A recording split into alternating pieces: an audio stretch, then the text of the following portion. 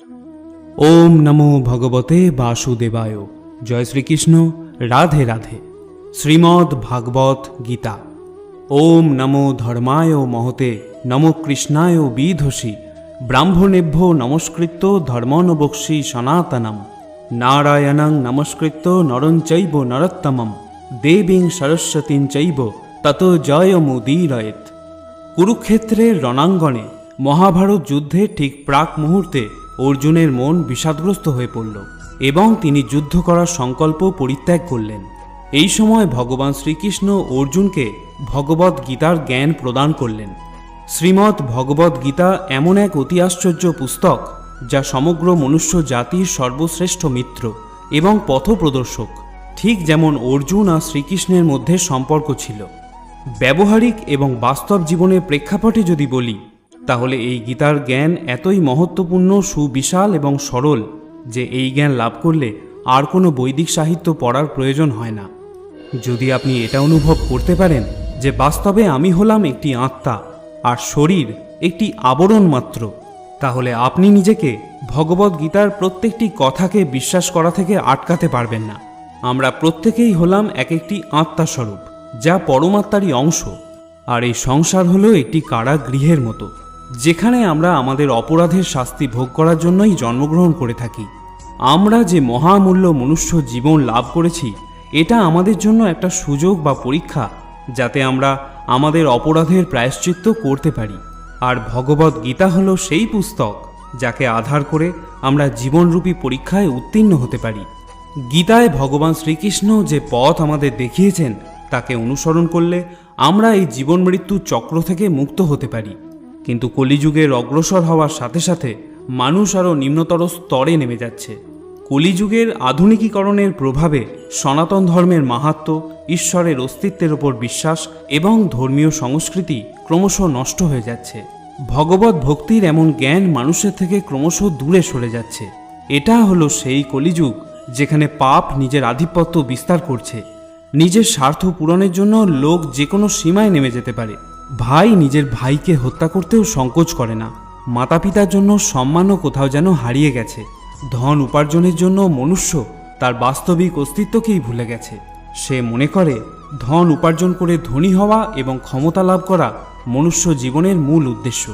এই ঘোর পাপের যুগে ভগবদ্ গীতা আমাদের সঠিক পথে চলতে শেখায়।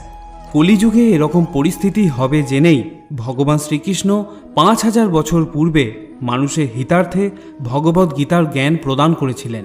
যে ব্যক্তি কলিযুগেও ভগবানের দেওয়া উপদেশ পালন করে, সেই ব্যক্তি ভগবদ্ ধামে যাওয়ার পথে অগ্রসর হয়।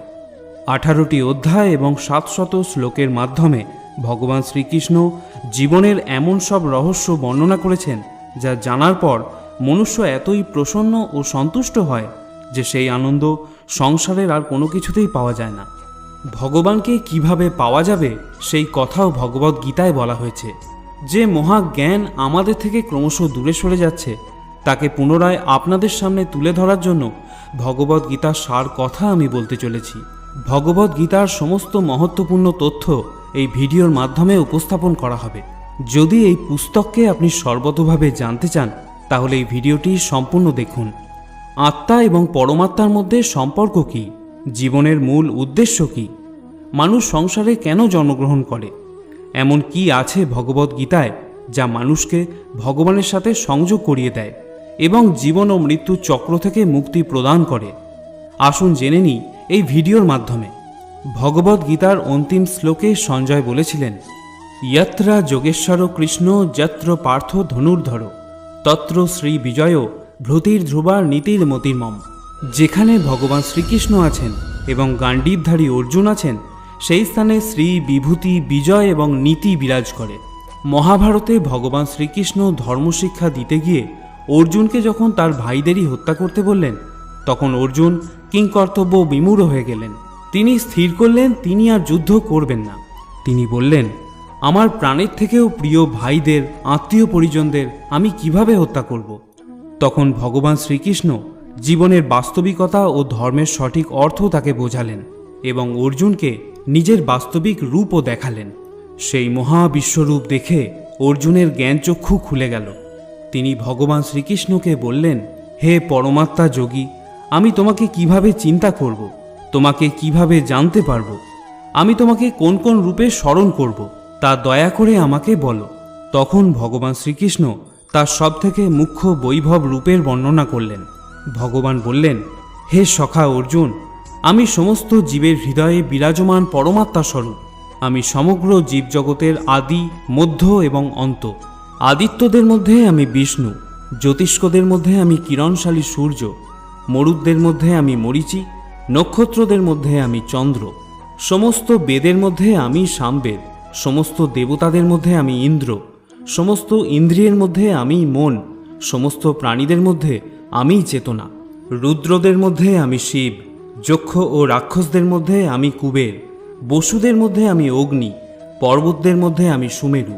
হে পার্থ, পুরোহিতদের মধ্যে আমি প্রধান বৃহস্পতি, সেনাপতিদের মধ্যে আমি কার্তিক এবং জলাশয়ের মধ্যে আমি সমুদ্র, মহর্ষিদের মধ্যে আমি ভৃগু, বাক্যসমূহের মধ্যে আমি ওমকার, যজ্ঞসমূহের মধ্যে আমি জপযজ্ঞ, স্থাবর বস্তুসমূহের মধ্যে আমি হিমালয়, সমস্ত বৃক্ষের মধ্যে আমি অশ্বত্থ, দেবর্ষীদের মধ্যে আমি নারদ, গন্ধর্বদের মধ্যে আমি চিত্ররথ, সিদ্ধদের মধ্যে আমি কপিল মুনি, সমস্ত অস্ত্রের মধ্যে আমি বজ্র, গাভীদের মধ্যে আমি কামধেনু, সন্তান উৎপাদনের কারণ আমি কামদেব এবং সর্পদের মধ্যে আমি বাসুকী, দৈত্যদের মধ্যে আমি প্রহ্লাদ, পবিত্রকারী বস্তুদের মধ্যে আমি বায়ু, শস্ত্রধারীদের মধ্যে আমি পরশুরাম, মৎস্যদের মধ্যে আমি মকর এবং নদীসমূহের মধ্যে আমি গঙ্গা, সমস্ত হরণকারীদের মধ্যে আমি সর্বগ্রাসী মৃত্যু, ভাবিকালের বস্তুসমূহের মধ্যে আমি উদ্ভব এবং নারীদের মধ্যে আমি কীর্তি, শ্রী, বাণী,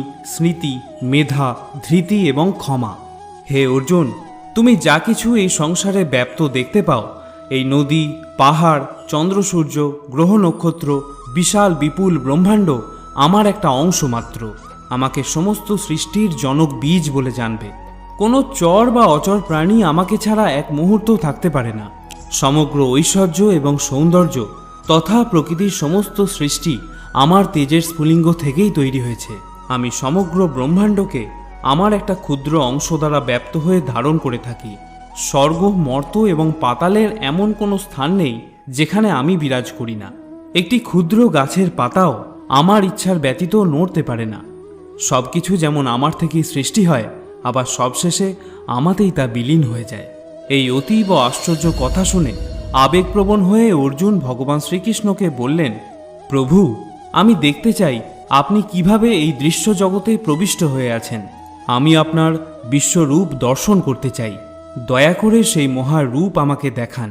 তখন ভগবান অর্জুনকে দিব্য দৃষ্টি প্রদান করলেন। অর্জুন তখন সেই বিশ্বরূপে অসংখ্য মুখ, অসংখ্য চোখ এবং অনেক অত্যাশ্চর্য বস্তু দেখতে পেলেন। তিনি দেখলেন সেই রূপ দৈবিক অলঙ্কারে পরিপূর্ণ। অনেক দিব্য অস্ত্রও তিনি দেখতে পেলেন। ভগবানের এই স্বরূপ চকিত করে দেওয়া তেজময়, অসীম এবং সর্বব্যাপ্ত ছিল। এভাবেই অর্জুন ভগবানের বিশ্বরূপ দর্শন করলেন। তিনি দেখলেন বিশ্বরূপের একই জায়গায় হাজার হাজার ভাগে বিভক্ত ব্রহ্মাণ্ডের অনন্ত আশ্চর্য রূপ। এরপর অর্জুন হাত জোড় করে ভগবানকে প্রার্থনা করলেন এবং বললেন, প্রভু, আমি আপনার শরীরে সমস্ত দেবতা, অসুর, গন্ধর্ব এবং অন্যান্য বিবিধ জীবদের একসাথে দেখতে পাচ্ছি। আমি পদ্মফুলের ওপর বিরাজমান ব্রহ্মা, মহেশ্বর, অন্যান্য ঋষি এবং ভয়ঙ্কর দিব্য সর্পদের দেখতে পাচ্ছি। আমি তোমার শরীরে অগুন্তি অসংখ্য হাত, পা, মুখ এবং চোখ দেখতে পাচ্ছি। আপনার শরীর এতই বিশাল যে আপনার আদি, মধ্য এবং অন্ত দেখা যায় না। আপনি এই ব্রহ্মাণ্ডের পরম আধার। আপনি অব্যয় তথা পুরাণ পুরুষ, আর আপনি হলেন এই সনাতন ধর্মের পালনকর্তা। আপনার মহিমা অনন্ত, আপনার পূজা পদ্ধতি অসংখ্য। আপনার দুই চোখে আমি তেজোদ্দীপ্ত সূর্য এবং চন্দ্রকে দেখতে পাচ্ছি। আমি আপনার মুখ থেকে নির্গত তেজোদ্দীপ্ত স্ফুলিঙ্গে সমগ্র ব্রহ্মাণ্ডকে যেন প্রজ্বলিত হতে দেখছি। ভগবান শ্রীকৃষ্ণ বলেন, যদি তুমি আমাকে লাভ করতে চাও তাহলে এই জীবনকে আমার প্রতি ভক্তিতে ব্যবহার করো। আমার ভক্তি শরীর দিয়ে নয়, বরং তোমার ভিতরে থাকা আত্মার মাধ্যমেই করতে পারবে। যেমন শরীরকে তরতাজা রাখতে খাদ্যের প্রয়োজন হয়, সেরকমই আত্মাকে তরতাজা ও পবিত্র রাখতে আমার প্রতি ভক্তির প্রয়োজন হয়। যতক্ষণ তোমার মধ্যে এই ভ্রান্ত ধারণা থেকে যাবে যে তুমি হলে একটা শরীর, ততক্ষণ তুমি আমাকে লাভ করতে পারবে না। যখন তোমার এই জ্ঞান লাভ হবে যে তুমি শরীর নয় আত্মা, তখন তুমি আমার দ্বারা প্রদেয় এই জ্ঞান অর্জন করার এবং আমার প্রতি ভক্তিযুক্ত হওয়ার যোগ্য হয়ে উঠবে, এবং তখন আমার স্মরণে আসা থেকে কেউ তোমাকে নিবৃত্ত করতে পারবে না। এই সংসারে তুমি যা দেখো, শোনো, স্বাদ গ্রহণ করো, স্পর্শ করো, অনুভব করো, সেই সব কিছু আমার রচনা হলেও আমি এইসব অনুভূতির বন্ধন থেকে সম্পূর্ণভাবে মুক্ত। এই সংসারে তুমি যা কিছু ইন্দ্রিয়ের দ্বারা অনুভব করো, কোনো কিছুই তোমার আত্মাকে কখনো প্রভাবিত করতে পারে না। ভগবান বলেন এই আত্মাকে কখনো বিনষ্ট করা যায় না।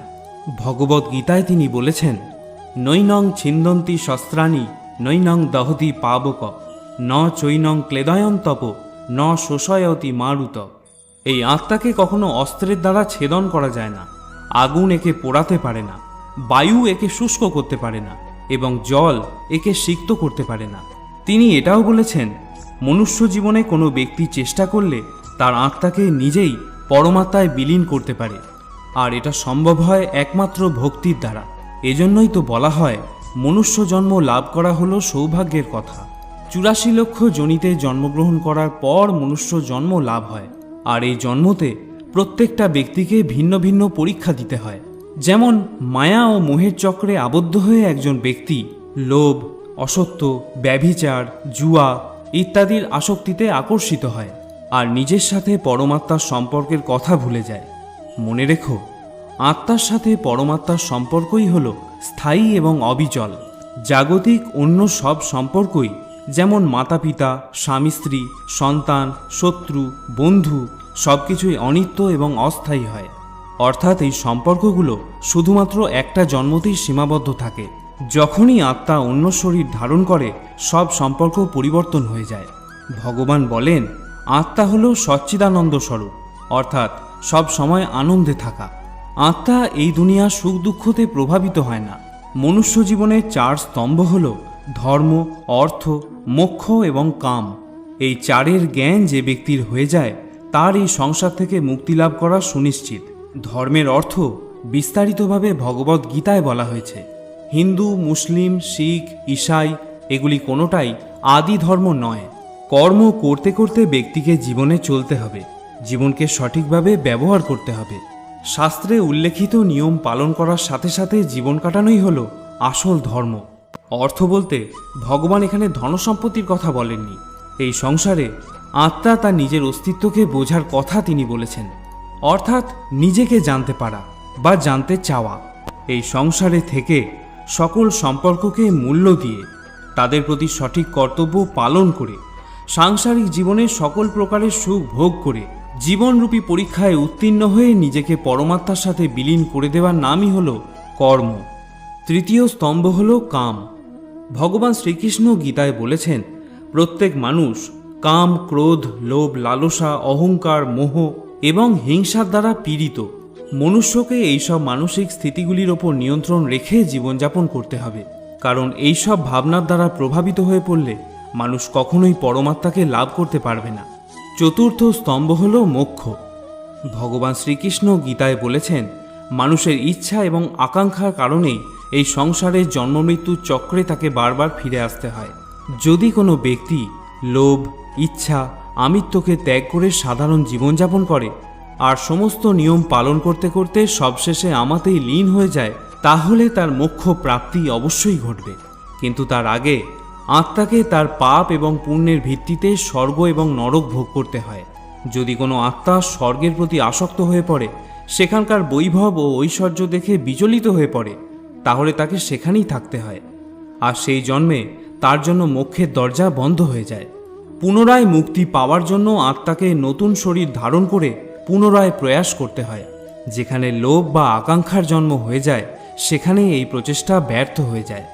তখন পুনরায় জন্মগ্রহণ করে পরমাত্মাকে লাভ করার পথের সন্ধান করতে হয়।